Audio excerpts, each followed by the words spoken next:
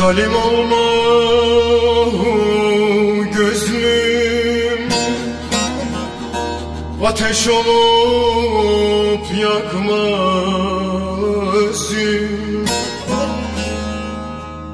Hasretinle dertli sazım, çaldıkça ben yanıyorum, yanıyorum.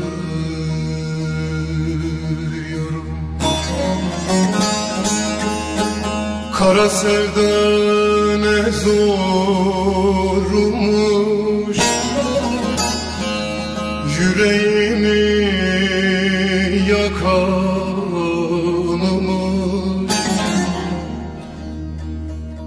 Şu deli divane gönlüm,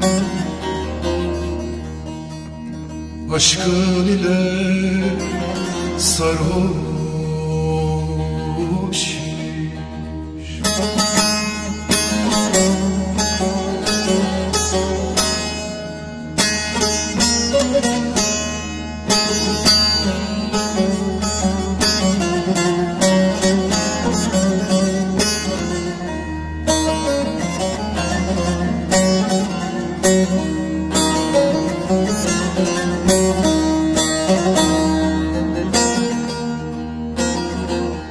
Beni zülfüne bağlama,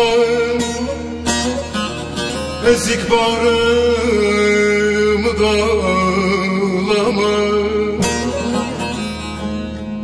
İçim dolu, gözüm selli, bir pınarım çalıyorum,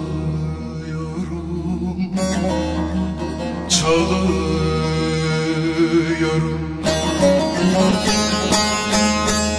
Kara sevda ne zormuş, yüreğimi yakanmış.